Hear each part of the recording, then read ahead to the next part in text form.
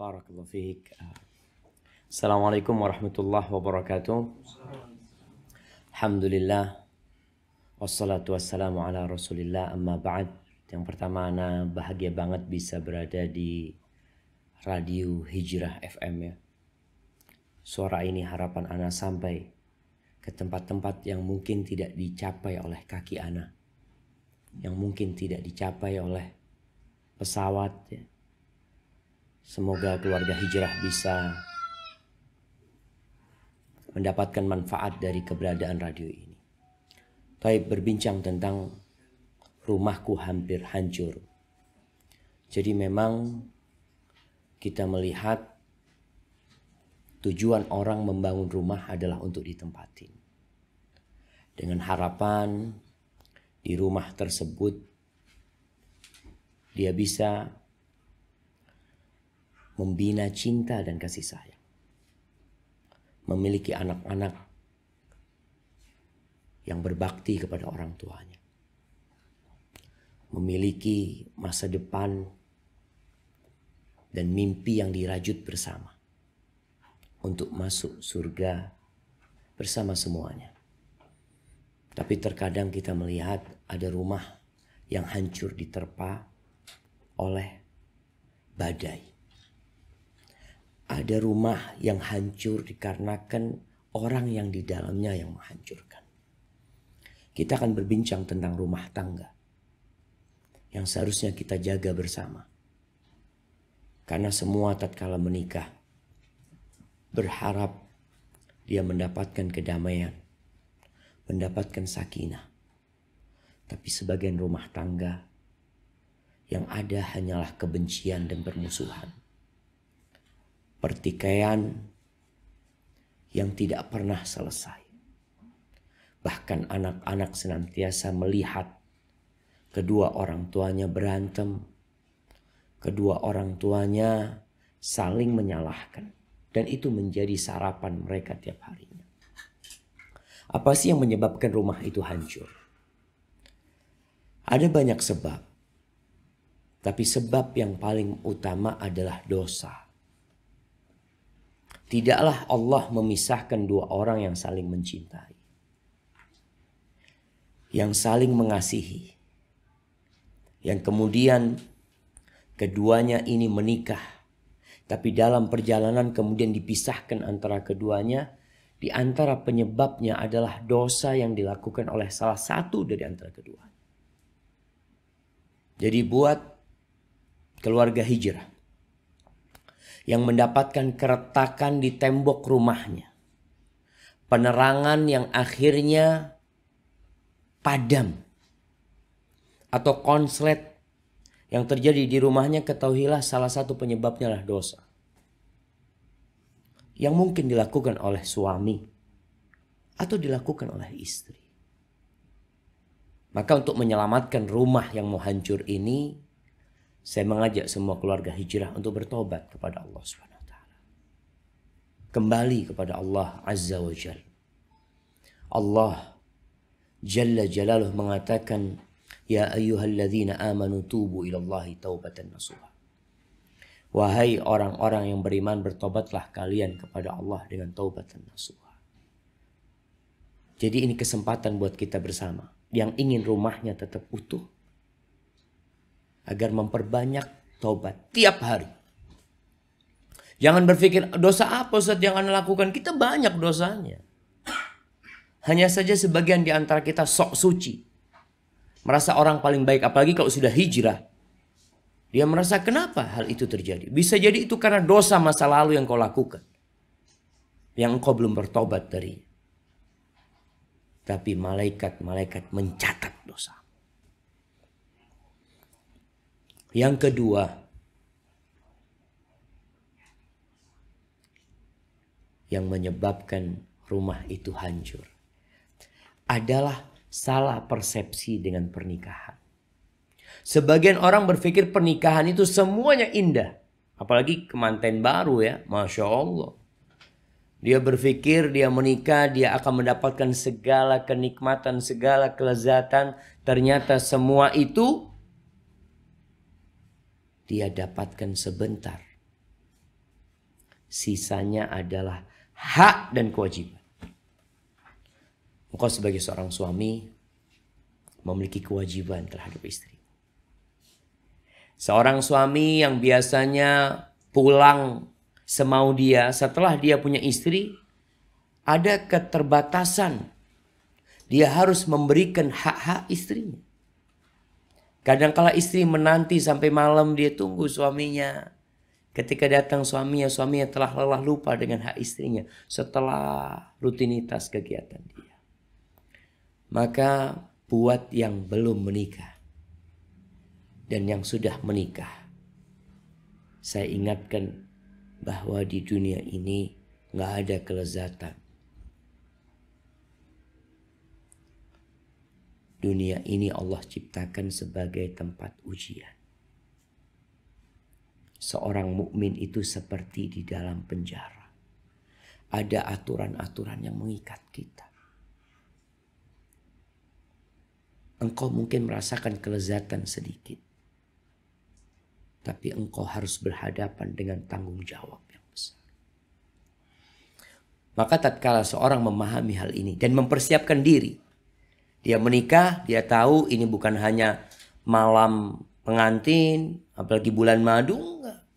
Ini tanggung jawab sepanjang hidupmu yang harus engkau emban. Maka kita persiapkan untuk menghadapi hal itu. Yang ketiga, tidak memahami pasangan hidup kita. Kebanyakan kita itu menikah, nggak kuliah di kuliah pernikahan. Dia cocok dengan seorang perempuan, dia memiliki kemampuan secara finansial, udah nikah. Padahal orang melamar kerja aja perlu ijazah. Teman-teman nih di radio Hijrah nih punya ijazah daftar di sini. Pakai ijazah untuk ke sini. Masya Allah. Mau jadi pegawai negeri, mau jadi penjaga toko, minimal SLTA, SLTP. Masya Allah. Ini mau melamar anaknya orang, mau menjadi komandan, kapten di sebuah bahtera, kemudian nggak sekolah, maka diperlukan. Kau harus belajar gitu. Bukan hanya kecukupan secara finansial. Engkau harus tahu pasangan hidupmu ini memiliki banyak kekurangan. Jangan berharap lebih dari dia. Bahkan bagi kaum lelaki, ingatlah sabda Nabi Muhammad SAW. Khuliqatil mar'atu min dila'. Perempuan itu diciptakan dari tulang rusuk. Bengkok. Kalau engkau mau luruskan patah. Mau gak mau patah. Terus apa yang harus kau lakukan? Fastamti wa fihinnal iwaj. Engkau bersenang-senanglah dengan dia, tapi tadi nggak ada kelezatan. Istrimu bengkok. Istrimu akan datang bulan. Akhirnya perasaannya jadi labil. Istrimu akan hamil. Perasaannya jadi labil.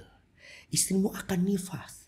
Akan banyak hal yang dihadapi. Kalau engkau menginginkan bidadari, belum waktunya sekarang. Nanti di surga Allah Subhanahu wa taala engkau akan mendapatkan wanita yang sempurna. Begitu pula bagi para wanita. Kalau engkau berharapkan seorang laki-laki yang tanpa kekurangan, maka silahkan hidup tanpa suami. Karena semua suami itu memiliki kekurangan. Barakallahu fikum. Ana tidak akan berpanjang lebar jamaah. Karena ana harapannya ingin mendengar aspirasi dari keluarga hijrah ya.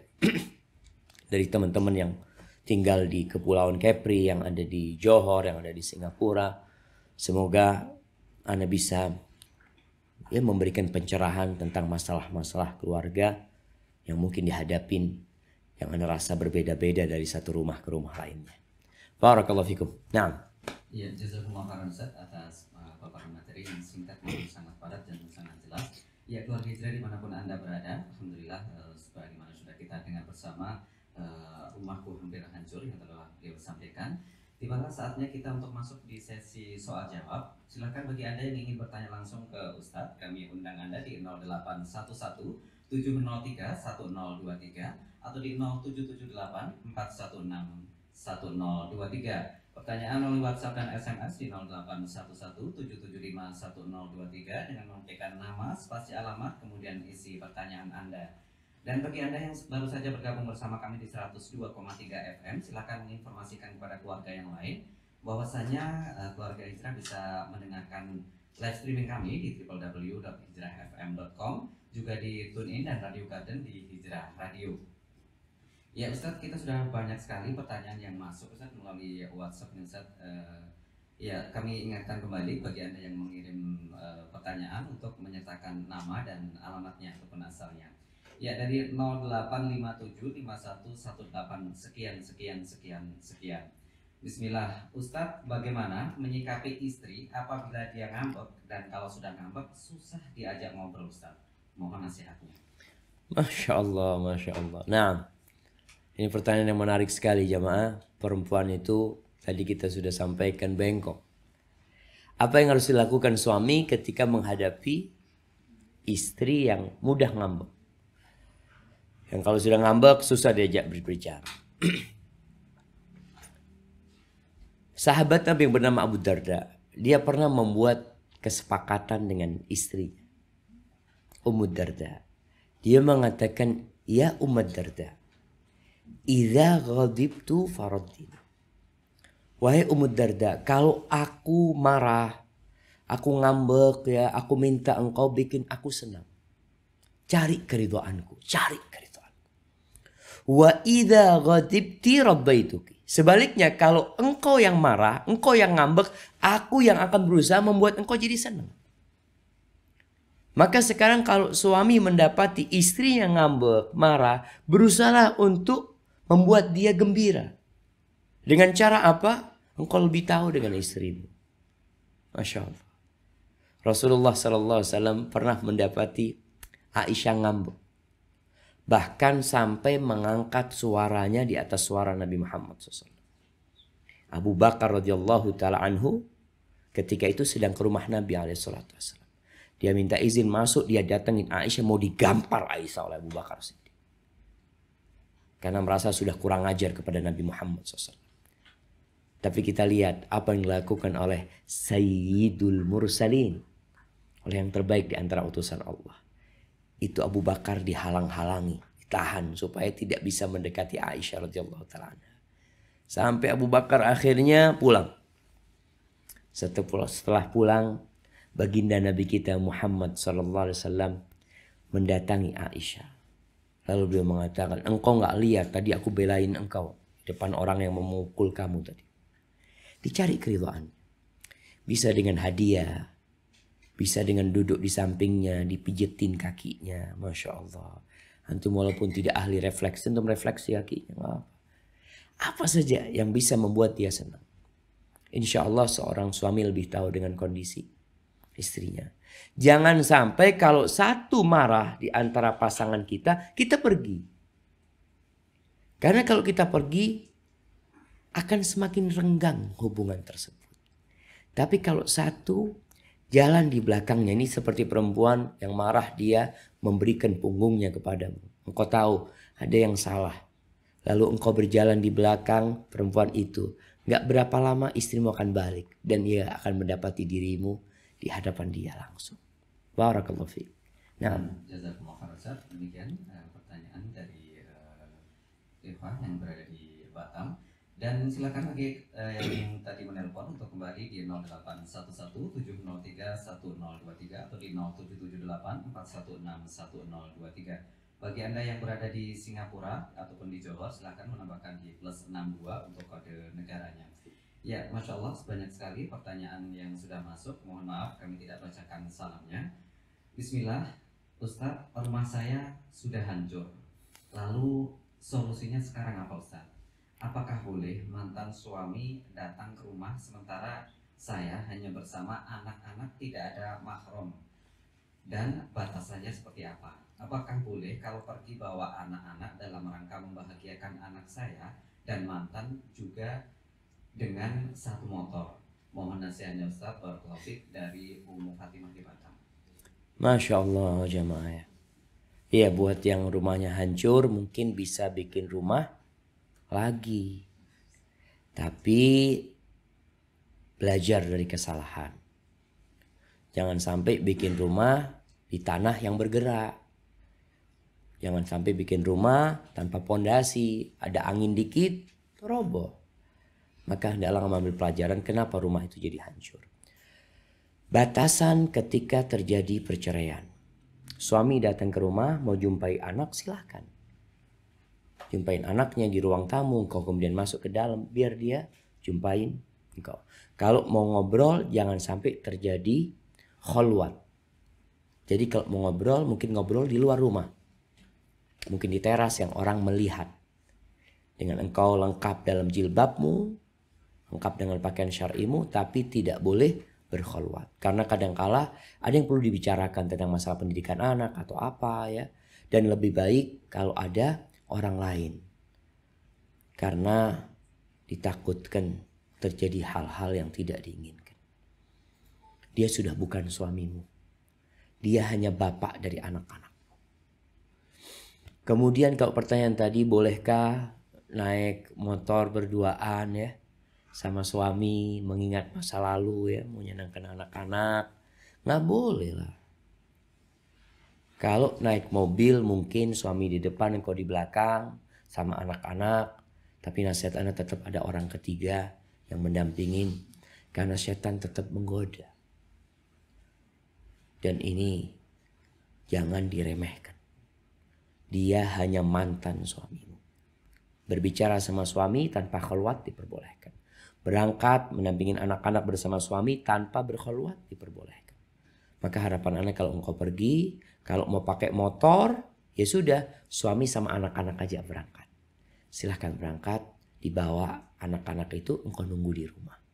Insya Allah itu akan lebih baik. Dan kalau engkau mau memperbaiki rumah yang hancur, nggak apa-apa. Kalau mau rujuk, silahkan rujuk. Karena setan tidak pernah berhenti menggoda manusia. Maka tolong berhati-hati masalah ini. Baik, barakallahu fikum.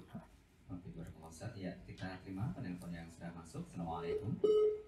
Ya, mohon maaf, boleh kembali mencoba menelpon di 0811 703 1023 atau di 0778 416 1023. Assalamualaikum. Waalaikumsalam warahmatullahi wabarakatuh. Ya, dengan Ibu siapa di mana?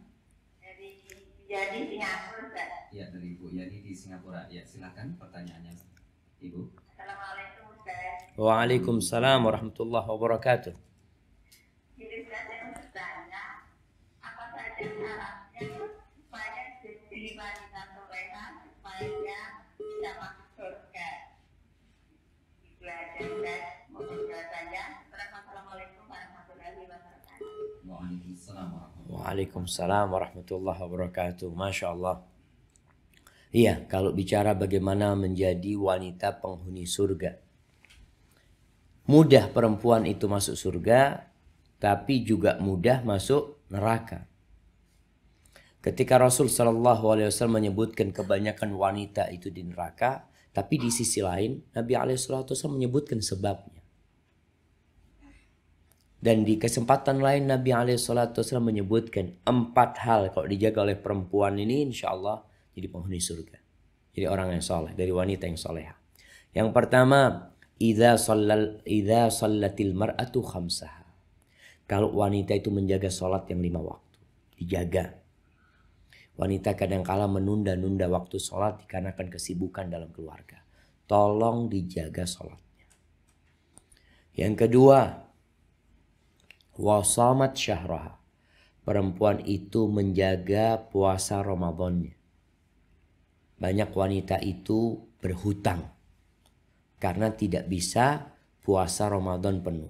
Hutangnya disebabkan datang bulan, hutangnya disebabkan nifas, hutangnya disebabkan menyusui, hamil. Ada banyak perkara yang menyebabkan dia tidak berpuasa di bulan Ramadan. Tolong dibayar. Kalau engkau melaksanakan 2 kewajiban ini, Masya Allah. Yang ketiga yang berhubungan dengan keluarganya.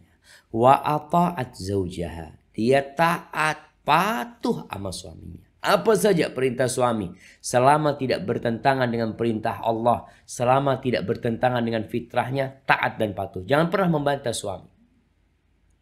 Suami mengatakan, istriku Tolong jangan keluar rumah, jangan keluar.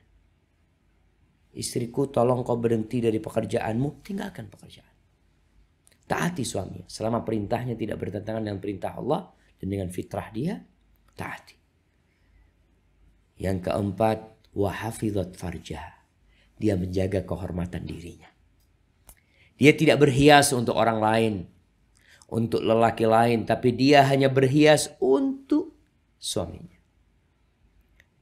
Dia tidak pernah memasukkan laki-laki ke dalam rumahnya. Nggak via WhatsApp, nggak via Facebook, nggak via Instagram. Rumah dia kalau ada lelaki yang mau masuk dari orang asing, dia minta izin sama suaminya. Fulan mau datang, boleh nggak? Karena lihat media sosial ini termasuk penyebab rumah itu hancur. Termasuk dosa kadang-kadang dilakukan oleh istri. Jadi kalau wanita menjaga 4 hal ini, qila laha udkhulil jannah min ayyi abwabil jannati syi'ti. Akan dikatakan kepada dia, silakan kau masuk surga dari pintu mana saja yang kau kehendaki. Barakallahu fiik. Ya, kita kembali terima yang sudah masuk. Assalamualaikum. Ya, dengan ibu siapa di mana?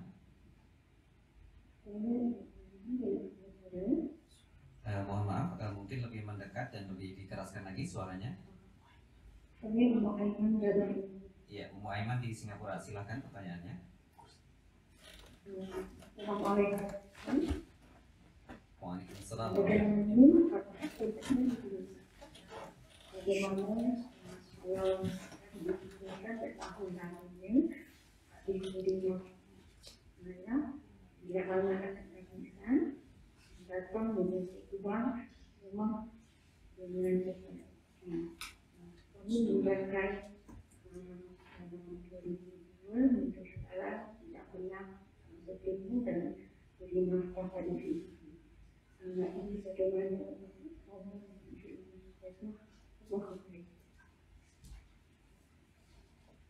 Waalaikumsalam warahmatullahi wabarakatuh. Ya, silakan. Silahkan. Apa pertanyaannya? Jadi sebuah keluarga, bapak dari anak-anak tersebut sudah berpisah dari 2002 tanpa memberikan nafkah apapun. Bagaimana bentuk dari sikap dari sang istri juga anak kepada ayah yang seperti ini? Ya. Ya, tadi di akhir Anda dengar juga katanya nggak pernah mengajarkan nuntut ilmu sama anak-anaknya. Ya. Jamaah rahimakumullah, keluarga hijrah dimanapun kau berada. Jadi tadi Ana sempat singgung, banyak yang berkeluarga tapi nggak pernah kuliah keluarga, sehingga dia tidak tahu dengan kewajiban-kewajiban dia. Banyak wanita juga berkeluarga tidak memilih pondasi yang kuat untuk rumah yang hendak dia bangun. Dia menikah dengan seorang suami yang nggak sholat, yang nggak peduli dengan agama. Jadinya seperti ini. Sebenarnya seorang lelaki ketika menikah dan kemudian berpisah, tanggung jawab dia sebagai ayah buat buat anak-anaknya itu tetap memberikan nafkah, memberikan nama buat anaknya, mengakikoi anaknya, kemudian mendidik anaknya. Lalu ketika anak itu perempuan besar, dia menikahkan anaknya. Itu kewajiban tidak berubah sama sekali. Saya sampaikan kepada para suami, para lelaki yang dia bercerai dengan istrinya, kewajibanmu sebagai ayah tidak ada yang berubah. Tapi sebagai suami putus. Tapi sebagai ayah, engkau tetap ayah, bertanggung jawab full 100% terhadap anak. Tugas seorang wanita kalau tidak mendapatkan haknya. Yang pertama sebenarnya dia bisa menuntut hal itu kepada suaminya. Dia tuntut. Dengan cara apa? Ya kalau di negeri kita alhamdulillah dengan adanya pengadilan yang mungkin bisa membantumu untuk mengambil hak anak-anak. Karena tugas nafkah tetap tugas bapaknya. Janda punya anak itu sebenarnya tidak terbebani dengan anak-anaknya sama sekali. Tapi kadangkala itu janda bekerja, capek untuk memberikan nafkah kepada anak-anaknya. Sang suami kawin lagi, bikin anak lagi, lupa dengan anak yang telah dia bikin dahulu itu. Dan buat si istri banyak-banyak istighfar. Mohon ampun sama Allah. Rumah itu hancur. Mungkin engkau juga punya peran di sana karena dosa-dosa yang dilakukan. Semoga Allah mengampuni kita. Barakallahu fikum. Nah, Bapak Fikar, kalau ya, jazakumullah khairan atas jawaban dari pertanyaan Ummu Aiman di Singapura. Ya, kembali kita terima telepon yang sudah masuk. Assalamualaikum. Assalamualaikum. Waalaikumsalam warahmatullahi wabarakatuh. Ya, dengan Bapak siapa di mana? Ini Abang Adi pada Johor. Masya Allah, Bang Adi di Oh. Johor. Ya, Itulah. Belum tak tahu aku tak. Waalaikumsalam warahmatullahi wabarakatuh. silakan Bang Adi. Gimana teh tariknya Bang Adi? Masya Allah. Ingat hari tak punya. Ingatlah nah Bang, belum sempat ke Johor gitu nih Bang. Itulah. Masya Allah. Paling nggak suara Anda sampai ke sana Bang. Mudah-mudahan ke depannya bisa dapat ke Johor. Amin. Jadi Abang pun minta maaf tak boleh datang Ustaz ke Johor ni. Masya Allah. Satu Batam insya-Allah mudah-mudahan kita Allah mendatangkan datang. Allahumma amin. Silakan Bang Adi pertanyaannya. Okey. Jadi macam ni Abang nak tanya. Sejauh mana kita boleh bersama dengan isteri Ustaz? Atau macam dengan Ustaz, kalau kita bersama dengan isteri, kemudian kita dengan apa ni? Sabar sebab kita ada apa ni? Ustaz mengharapkan janji Allah ada Ustaz. Barang siapa yang bersabar itu akan apa ni? Diberikan untuk memilih bidadari yang tercantik Ustaz. Masya Allah, Masya Allah. Kemudian satu lagi ada hadis dalam terbaca dalam kitab apa ni? Pesona surga Ustaz. Bila seorang isteri yang menyakiti suaminya, maka isteri lelaki tersebut di kalangan bidadari dari kalangan bidadari dia akan apa ni? Memarahi apa ni isteri tersebut melaknat isteri tersebut dengan mengatakan sesungguhnya dia adalah milikku. Dia hanya tersinggah sebentar padamu dan tak lama lagi akan kembali kepada isteri tersebut. Bolehkah kita ini menjadikan sebab untuk kita bersabar Ustaz? Masya Allah, Masya Allah, Masya Allah. Taib, barakallahu fikum Bang Adi. Jazakallah khair. Waalaikumsalam warahmatullahi wabarakatuh. Masya Allah jamaah. Ya, insya Allah keluarga hijrah mendengar pertanyaan tadi. Di mana seorang suami sabar menghadapi istrinya berharap janji Allah Subhanahu wa taala. Nah, jadi di antara yang memotivasi kita untuk bersabar itu janji Allah Subhanahu wa taala. Beriman dengan Allah dan hari akhir inilah yang menyebabkan kita bisa bertahan hidup jadi orang baik di dunia ini. Jadi kalau istri mungkin ya menyakiti hati, sampai ada seorang ulama yang ditamui sama temannya, alim ini. Sampai ke rumahnya, si tamu ini memperhatikan sikap istri alim ulama itu kurang baik. Ditanya, engkau kok bisa sabar, kata dia, menghadapi istri kayak gitu, kata dia. Ya, kata dia, mungkin istriku ini sebagai penghapusan dosa buat aku. Terus engkau gak kepingin kawin lagi atau? Ana takut nanti kawin lagi lebih parah dari ini azab Allah buat aku. Jadi sudahlah yang ada ini dijaga, kata dia. Dia berharap janji Allah Subhanahu wa taala. Tadi disebutkan hadis bagaimana Rasulullah SAW menceritakan kalau ada seorang wanita, seorang istri yang membuat sakit hati suaminya, itu bidadari surga itu mengatakan qatalakillah. Qatalakillah. Semoga Allah mematikan engkau, kata dia. Itu suamimu cuma singgah, sebentar lagi mau pisah sama engkau. Jadi ketika seorang suami sabar dengan harapan nanti dia dapat pengganti istri yang lebih soleh, yang lebih baik di surga Allah SWT, insya Allah Allah akan menepati janjinya. Jadi buat para suami, jangan mudah-mudah menceraikan istrinya. Kadangkala dia bercerai dengan harapan keluar dari mulut buaya, tapi jangan masuk mulutnya harimau.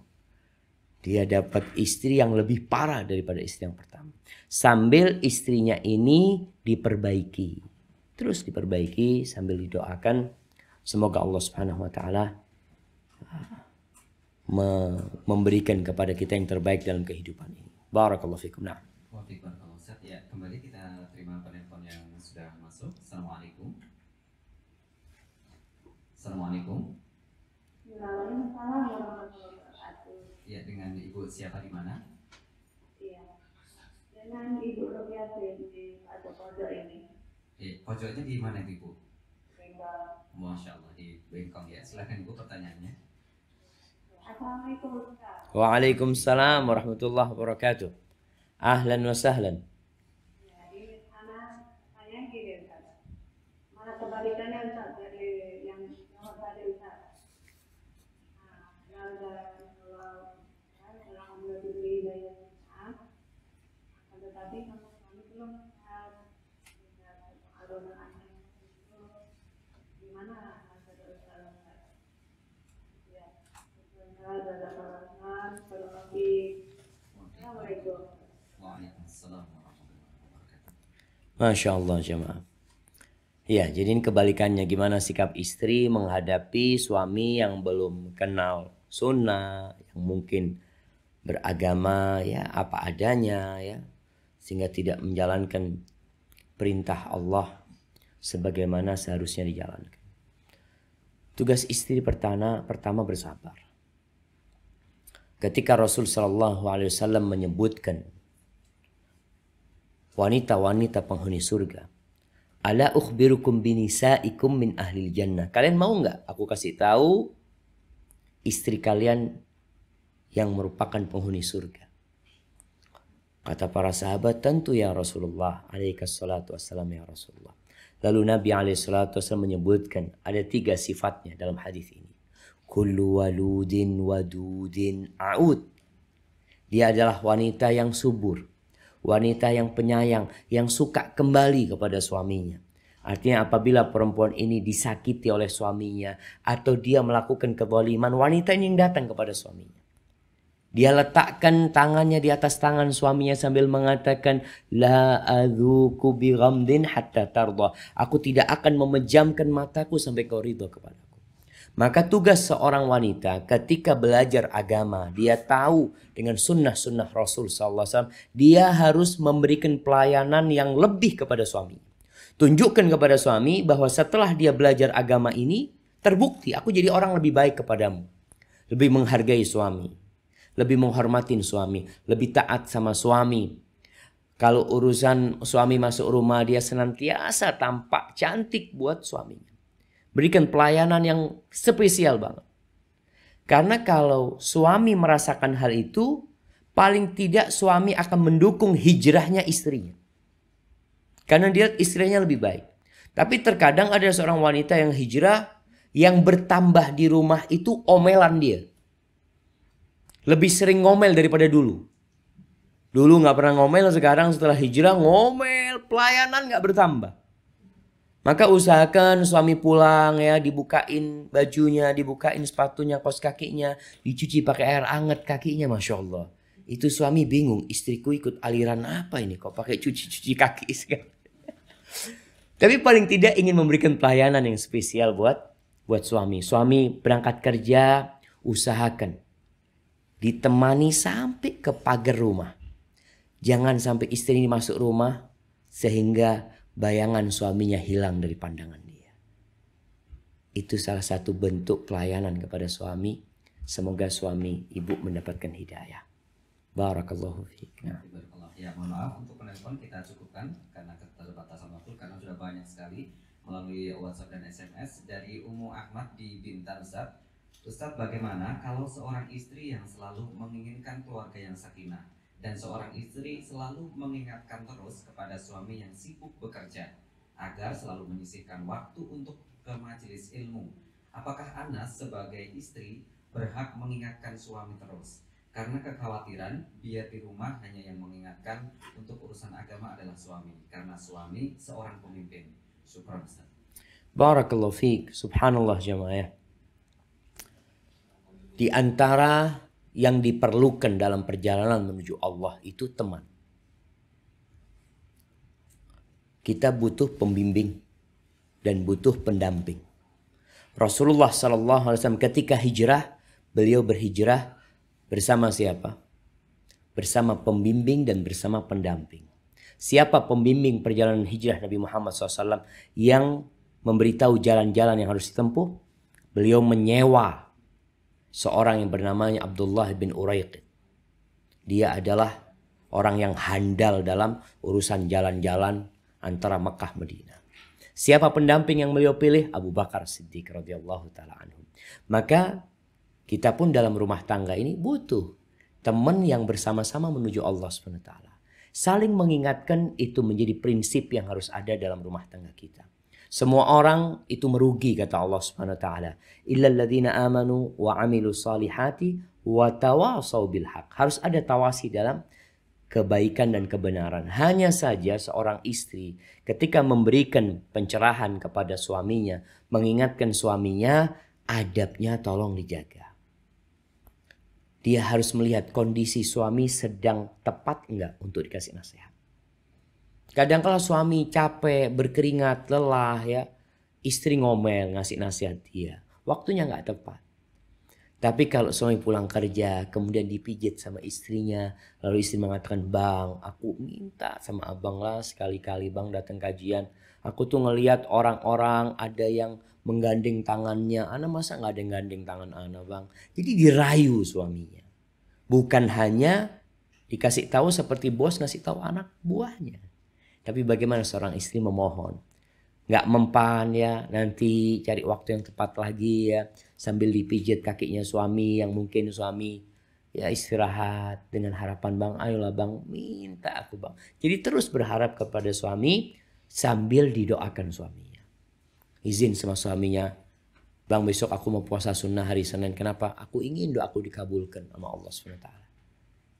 Barakallahu fikum. Masya Allah. Ya, pertanyaan berikutnya dari Anissa di Batam Center. Siap. Saya ingin bertanya Ustaz, ada seorang laki-laki yang statusnya sudah merupakan suami orang mendekati saya. Bagaimana cara untuk menjauhi dan melupakan? Karena saya tidak mau menjadi sebab hancurnya rumah tangga orang tersebut. Jazakallahu khairan Ustaz. Masya Allah. Kalau ada seorang yang sudah punya istri mendekati seorang wanita, kalau mendekati secara syar'i nggak apa-apa. Artinya dia memang ingin menikahin itu perempuan. Dia datang kepada orang tua anti, melamar anti, silahkan. Tapi kalau ngajak anti pacaran, na'udzubillah min dzalik, maka anti tinggalkan itu laki-laki. Artinya menjadi istri kedua dalam agama kita itu boleh. Dan gak ada istilah istri kedua itu disebut pelakor. Enggak. Istri kedua, ketiga, keempat itu boleh. Dan bahkan keberadaan istri kedua itu bisa jadi membuat rumah tangga semakin indah. Kalau memang ada sebab-sebab yang mendorong suami untuk melakukan hal itu. Jadi kalau anti melihat ini laki kayaknya kurang benar, tinggalin. Kalau dia serius dan engkau siap menjadi istri kedua, silahkan. Tapi kalau engkau enggak, Ustaz, anak kayaknya belum siap untuk jadi istri kedua. Karena memang lingkungannya nggak mendukung ya, yang ada nanti malah jadi fitnah di kampung ana dituduh nanti merampas suami orang. Lebih baik anti tidak melakukan itu.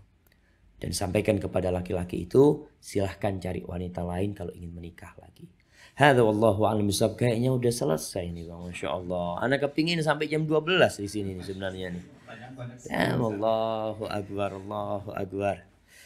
Ya, sebelum kita tutup Ustaz, kami memohon nasihat dari Ustaz, juga rangkuman dari kajian kita di pagi hari ini. Baik, barakallahu fikum. Rumah tangga yang kokoh. Rumah tangga yang insya Allah tahan gempa. Ada rumah yang tahan gempa. Itu adalah rumah tangga yang dibangun di atas iman dan ketakwaan kepada Allah SWT. Maka nasihat ana, hendaklah semua kembali kepada Allah. Yang belum belajar agama, belajar agama. Yang dulu ketika menikah nggak tahu dengan hak-hak istrinya, hak-hak suaminya, memang nggak pernah belajar, sekarang waktunya engkau belajar. Tidak ada kata terlambat untuk menjadi orang baik. Barakallahu fikum. Ana ucapkan terima kasih banyak kepada keluarga Hijrah FM semuanya, kepada teman-teman di sini yang telah memfasilitasi kedatangan Ana ya. Ana juga bisa menyampaikan ini dengan duduk di tempat ini, dan teman-teman di Johor, teman-teman di kepulauan bisa mendengarkan. Ana ucapkan jazakumullah khairan, dan semoga radio-radio sunnah ini diberkahi oleh Allah Subhanahu wa taala. Barakallahu fikum. Sampai berjumpa kembali. Semoga senantiasa dalam lindungan ilahi. Ana tutup dengan wassalamualaikum warahmatullahi wabarakatuh.